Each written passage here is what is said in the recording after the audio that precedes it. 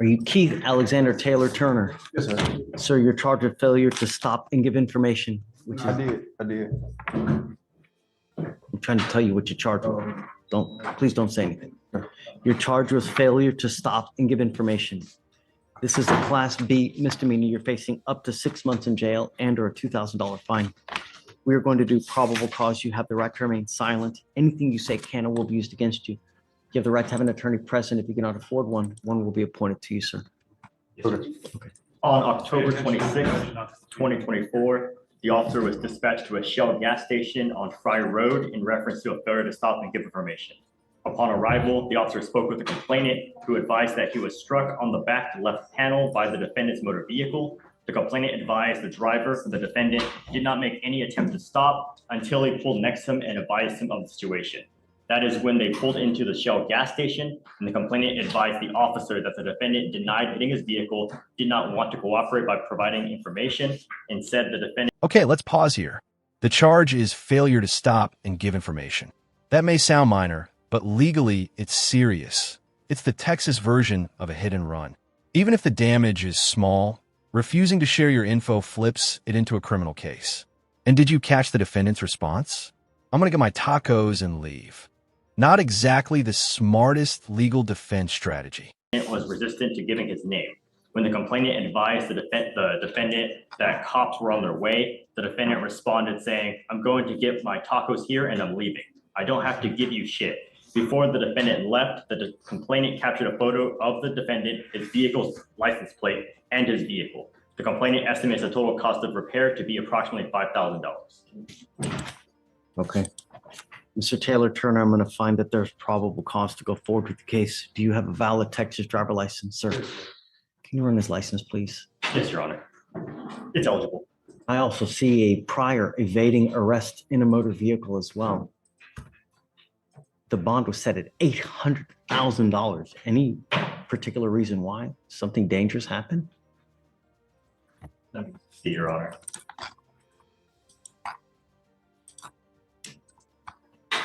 That's crazy high for an evading. What happened? It says that Dead body? there was somebody trapped inside a vehicle that had to be transported to Katy Memorial Hospital to be checked out using Harris County Rescue EMS. So in the evading case, it was that he was fleeing. He was going and he hit a tree after attempting to hit emergency vehicles. And then upon hitting the tree, I believe a packed passenger was trapped in the vehicle and had to be transported to medical. Do you have liability insurance in your name, Mr. Turner? Yeah, Mr. my Taylor insurance Turner? already said they were gonna take care of it. Okay, I'm just asking you have liability insurance in your name. How old are you, sir? 28. What do you do for a living? I don't work right now. I'm looking for a job. When is the last time you've had a job?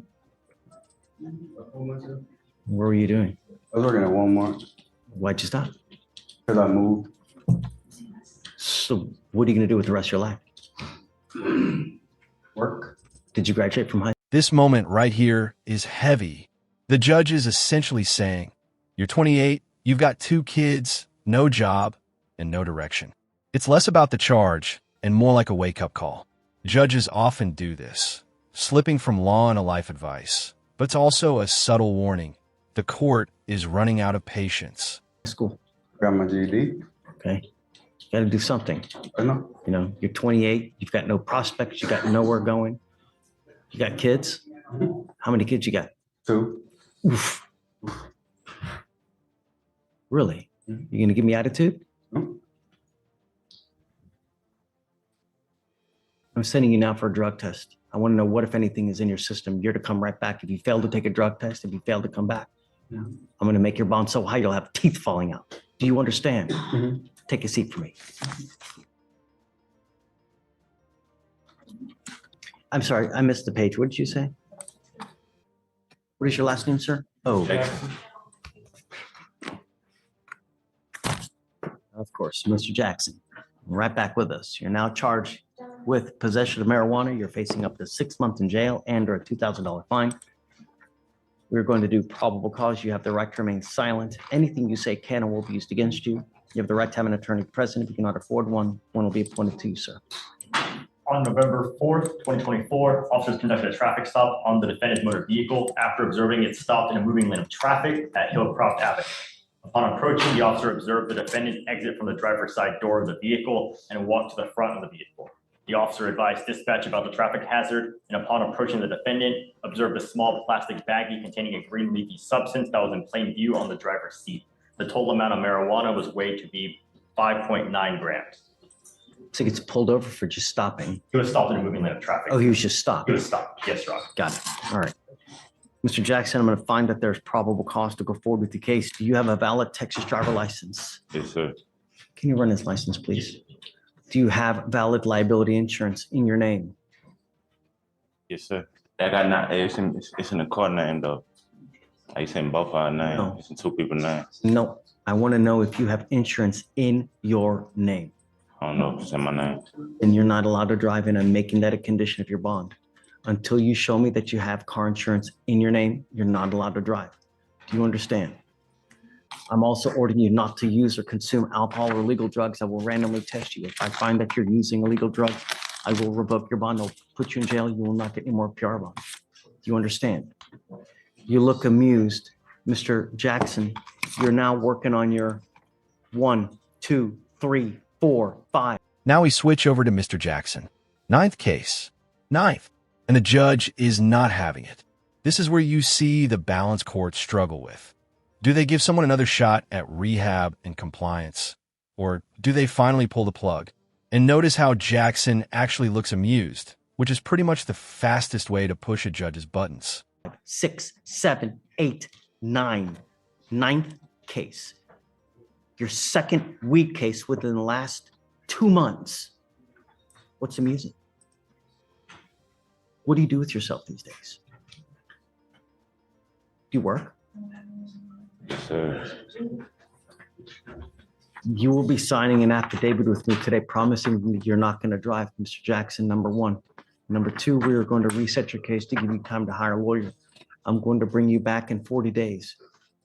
I'm ordering you not to use any illegal drugs. That includes marijuana, and I'm going to test you again. If I find that you test positive for marijuana, I'm going to lock you up. Do you understand?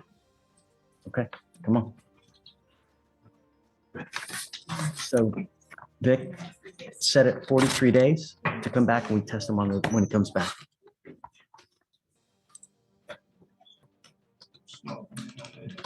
Judge, I think he's confused and like he's. I said, you're not allowed to drive unless you have liability insurance and you show it to us and we can see it that it has your name on it. I know he said no smoking. I'm not on probation. Okay. I got the paperwork for my pre-release, but I posted not to.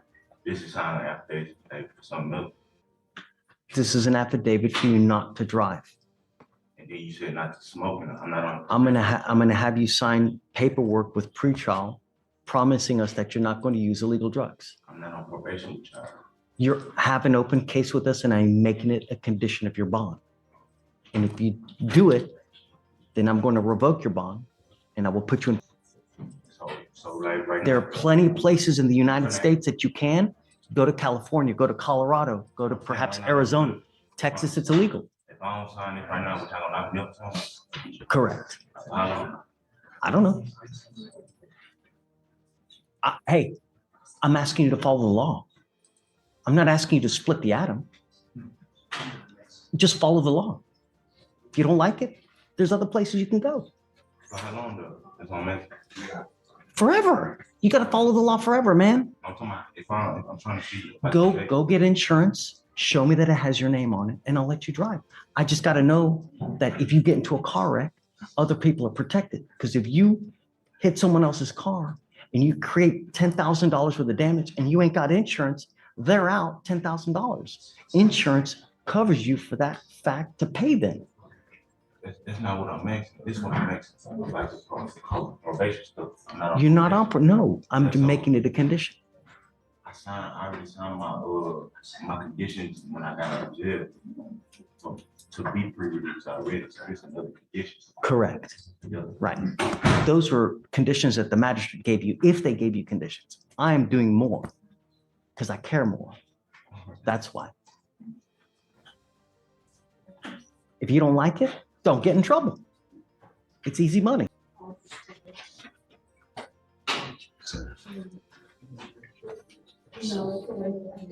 I'm not happy with you. This is where things turn technical but important. The ankle monitor. It's supposed to be a lifeline, your ticket to stay out of jail. But if it keeps going dead, whether by neglect or malfunction, the court reads it as noncompliance. And in bond law, trust is everything. If the court can't trust you, they'll cage you to control you. You have a monitor on your ankle. It's been dead. Is it still dead now? I keep my charger with me. I keep it with me wherever I go. But my ankle monitor is messed up. They said it's malfunctioning. So sometimes. Felicia, tell me what's going on with Mr. McCollum now. So, I believe on the 2nd, we lost service until the 5th. And then it came back on, and then on the 8th, his last court date, it went off again for about 6 hours. I reached out to get the specific times, but I haven't heard back yet on that. But it was off for a confirmed 6 hours, and we have received signals since then back. Yeah. And we send messages out to tell them to report 49 to have the device inspected as well. And if they have any issues with that, they're instructed very thoroughly to let us know. Yeah, I keep my charger with me, but I think it's something wrong with my thing because the thing got off and it gets wet when I get in the shower. You keep your charger on you, but you don't use the charger because it has gone dead over and over. And I don't care if you come here with a baby to try to save your ass from going into custody. I'm not trying to save him. I'm the only one that could have watched him right now. What's going to happen if you go to jail? These are things that you think about when you're in the free world and when you have bond conditions. Because when you break the bond conditions, what happens to you? I did call them and tell them that I think it's a malfunction with my team. They said they could see my signal and they give me. You repeatedly have the device that goes out. I'm going to do this. I'm going to do that. I'm going to call this people. But you are, though. The device has gone dead. 3 days over there. Now 6 hours over here. What am I supposed to do? I was unaware of it being dead. I put it on the She's charger. telling me they reached out to you. No, they do. Every time they call me, I put it on the charger. They call me. They do call me and I put it on the charger. Why do they have to call you to even tell you to put it on the charger, Mr. McCollum? Sometimes I'm at school. A lot of times a day I can't charge it at school. My charger is not close to my barber station. So why can't you charge it at night when you're at home with the baby? I do. Sometimes it acts as if it's charging, but it's not charging. So it's not that I'm not trying not to charge. I do try to charge it every day. Judge, I would ask if the court would instruct him to go by 49 Sanders Sound today, just for them to check the device, and if there is something wrong, for them to put it in. I'm putting him in jail. I don't know what you're going to do with this kid, man. I haven't done anything wrong, sir. I promise. I go to. But you have done something wrong. You've repeatedly done something wrong. But my ankle monitor, I didn't know it was dead. I promise you, I go to school every day. This is what I do. I go to school. How does the monitor let him know that it's dead? So, we send messages, and then I also see a few times we send siren alerts to the device as well. Yeah, and then I have charge multiple dates of text messages informing the client to charge the battery. And they call me and I answer the phone and I charge it. I charge it every time they call me. I'm not making no excuse. This is what I do. I go to school every day. The reality is you tell me something, but the machine tells me something different, Mr. McCollum. That's the reality. Ask if we could get, can we get it inspected or get it checked out, please? Because I know it's not. That is what you're supposed to do at the first instance that there is a problem. I did call them and it's on record. You calling has nothing. It doesn't do anything. You have to actually go down to the place and have it serviced if it's malfunctioning. But you don't. No malfunctions with it, sir. I promise. I called them. They told me there was no malfunctions because it was going off at first when I was at school one time. I said, "What's wrong with it?" I've never been on ankle monitor before, so I said, "What's wrong?" When I called them, they said, "Do you have service to outlet?" I said, "No, but I can get." I went to a place next door to my school, and I tried to charge, and they said they still not getting signal from me. They still weren't getting signal, so if we can get it changed or get it looked at least,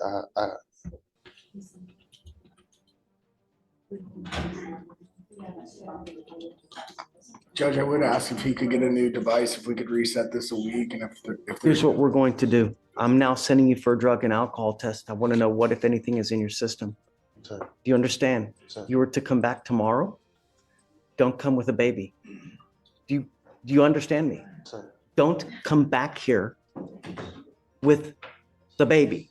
sir. Because if you're here and I put you in custody for one reason or the other, I will call CPS. Do you understand? Sir. But here, whoever you are, I don't care who you are, we will hold you accountable. And if you continue to piss on my leg and tell me it's raining, there will be. And here comes the judge's rawest line yet. Don't piss on my leg and tell me it's raining. Translation? He's done with excuses. This is classic courtroom theater. Half legal order, half verbal smackdown. But underneath the drama, the stakes are clear. One more misstep and this D. Issues. Do you understand? I will not entertain you telling me I got to do this, I got to do that, and I've malfunctioned this. They reach out to you ad nauseum to tell you that there are issues. And you coming here and telling me, well, I don't know about this, I don't know, it's disingenuous. We get it, ankle monitor looked just go to 49 at. San Jacinto, Where is that? 49 San Jacinto. First thing is first, I'm sending you for a drug and alcohol test. And then I will give you the benefit of the doubt right after. I'll have you go to this place to see if there actually is something wrong. You will be back here tomorrow. Understand? Okay, Hannah. Judge, they Thank you, will, do you have someone else to watch the baby because they want to child? I want to take a drug test today. Yeah, I can Tell set you, the man. appointment, but they won't allow him to with the child. I could wait outside until somebody come. Do you have someone here with you today? No, sir, but I'll just wait outside, the address So- until I can get somebody to come. Do that. Yes, Judge. All right. All right, see you, Mr. McCollum. We'll see you tomorrow.